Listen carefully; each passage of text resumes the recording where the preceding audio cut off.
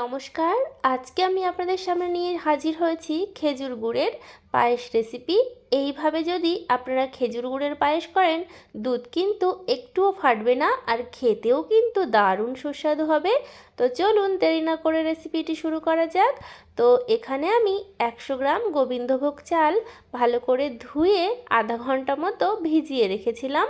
এর ফলে চালটা কিন্তু তাড়াতাড়ি সেদ্ধ হবে। তো আপনারা পারলে চালটা একটু ভিজিয়ে রাখবেন কিছুক্ষণ। তো এদিকে ওভেনের উপরে আমি একটা কড়াই বসিয়ে দিয়েছি। এখানে আমি 1 লিটার ঘন দুধটা ব্যবহার করছি, মানে ফুল ফ্যাট দুধ ওটা ব্যবহার করছি। আপনারা আপনাদের পরিমাণ অনুযায়ী দুধ নিয়ে নেবেন। তবে আমি 1 লিটার দুধ, তারপরে কিন্তু আমি গুঁড়ো দুধও ব্যবহার করব। দুধ যত বেশি হবে পায়েসটা কিন্তু খেতে ততটাই বেশি ভালো লাগবে। একটু জল দিলাম, সামান্য জল দিয়েছি, বেশি দিইনি। এবারে দুধটাকে একটু গরম করে নেব, তবে খুব বেশি ফোটানোর প্রয়োজন নেই। একটু গরম করে নিয়ে তারপরে এখানে আমি চালটা দিয়ে দিচ্ছি, ধুয়ে রাখা গোবিন্দভোগ চাল দিয়ে দেব। সব চালটা দিয়ে দিচ্ছি। তো আপনারা অবশ্যই বন্ধুরা ভিডিওটা স্কিপ না করে দেখবেন, তাহলে আশা করি ভিডিওটা আপনাদের ভালো লাগবে। তো সম্পূর্ণ চাল কিন্তু আমার দেওয়া হয়ে গেছে। এবারে ভালো করে নাড়িয়ে দিচ্ছি যাতে চালটা কড়াইয়ের গায়ে লেগে না যায়।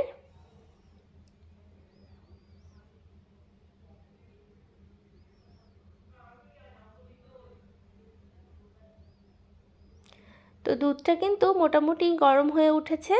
এবারে এখানে আমি গুঁড়ো দুধ দিচ্ছি। এখানে 50 গ্রাম মতো গুঁড়ো দুধ আছে। আর গুঁড়ো দুধ পায়েসে দিলে খেতে ভীষণ ভালো লাগে। দুধটা দিয়ে ভালো করে একটু মিশিয়ে নিচ্ছি। এবারে যতক্ষণ না ভালো মতো ফুটে উঠছে ততক্ষণ অপেক্ষা করব।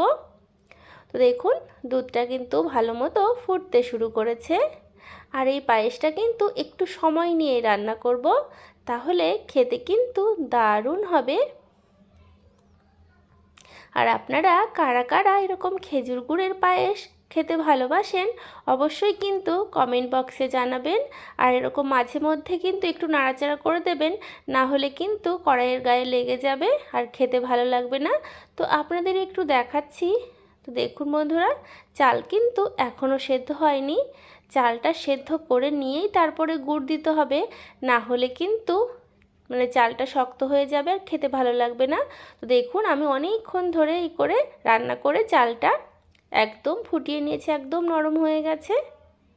এবারে আমি গ্যাসের ফ্লেমটাকে লো করে দেব, দিয়ে তারপরে খেজুর গুড় দেব। কখনোই হাই ফ্লেমে গুড় দিতে যাবেন না, তাহলে দুধটা কেটে যাওয়ার ভয় থাকে।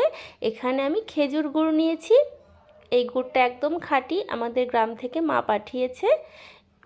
তো গ্যাসের ফ্লেমটা লো করে দিয়েই কিন্তু আমি খেজুরের গুড়টা দিলাম। আর দেওয়ার সাথে সাথে কত সুন্দর হয়ে গেছে, কালারটা একদম চেঞ্জ হয়ে গেছে দেখুন বন্ধুরা। তো খেজুর গুড় দেওয়ার পরে একটু জল জল ভাব হবে, তবে আবার বেশ কিছুক্ষণ সময় ধরে কিন্তু রান্না করে নিলেই কিন্তু একদম ঘন হয়ে যাবে। এবারে গ্যাসের ফ্লেমটা আমি বাড়িয়ে দিচ্ছি, দিয়ে আবার নাড়াচাড়া করে দিচ্ছি। এবারে ধুয়ে রাখা কিছুটা কিশমিশ দিয়ে দিচ্ছি। কিশমিশ দেওয়ার পরে দেখুন 1 মুঠো কাজু বাদামও দিয়ে দিচ্ছি, দিয়ে ভালো করে মিশিয়ে নিচ্ছি। তো আপনাদের যদি এই খেজুর গুড়ের পায়েস রেসিপিটি ভালো লাগে তাহলে অবশ্যই লাইক, শেয়ার, কমেন্ট, সাবস্ক্রাইব করে পাশের বেল আইকনটা অবশ্যই প্রেস করে রাখবেন। তো বন্ধুরা আমি কিন্তু এখানে এলাচ দিইনি, কারণ খেজুর গুড় দিয়েছি সেই জন্য এলাচ দিলাম না, তাহলে খেজুর গুড়ের নিজস্ব যে টেস্ট এবং ফ্লেভার সেটা নষ্ট হয়ে যায়। আর এখানে পায়েসটা যেহেতু হয়ে এসছে, আমি দেখুন 2 চামচের মতো ঘি দিলাম, গাওয়া ঘি। আর এই পায়েসে একটু ঘি দিলে একদম অমৃতের মতো হবে এই পায়েসটা। একবার এরকম নামানোর আগে গাওয়া ঘি দিয়ে দেখবেন বন্ধুরা, কথা দিচ্ছি মুখে কিন্তু এই পায়েসের স্বাদ লেগে থাকবে আর বারবার কিন্তু এইভাবেই বানাতে ইচ্ছা করবে। পায়েসটা কিন্তু অনেকটাই ঘন হয়ে এসেছে, আর ঠান্ডা হয়ে গেলে পায়েসটা কিন্তু একদম জমে যাবে। আর এরকম ঘন মাখো মাখো পায়েস খেতে কিন্তু অপূর্ব লাগে। আর আপনারাই বলবেন এই খেজুর গুড়ের পায়েস বা নলেন গুড়ের পায়েসটা কেমন হলো। তো দেখুন গ্যাসের ফ্লেমটা আমি অফ করে দিয়েছিলাম, রান্না হয়ে গেছে, উপর থেকে একদম সর পড়ে গেছে, দারুণ সুস্বাদু হয়। এইভাবে আপনারা আমার এই পদ্ধতিতে খেজুর গুড়ের পায়েসটা বানাবেন, একটুও দুধ কাটবে না আর খেতেও কিন্তু দুর্দান্ত হবে। তো দেখুন একটা বাটিতে নামিয়ে নিয়েছি, কতটা লোভনীয় হয়েছে আপনারাই বলবেন বন্ধুরা। আপনাদের অসংখ্য ধন্যবাদ আমার এই সম্পূর্ণ ভিডিওটি দেখার জন্য। আর বাড়িতে অবশ্যইভাবে ট্রাই করবেন, আর কারা কারা আমার মতো এরকম খেজুর গুড়ের পায়েসটা বানান সেটাও আমাকে জানাবেন বন্ধুরা। তো আপনারা সকলে ভালো থাকবেন, আর আপনাদের সঙ্গে দেখা হবে অন্য একটি নতুন ভিডিওতে। আজ তবে বিদায় নিচ্ছি।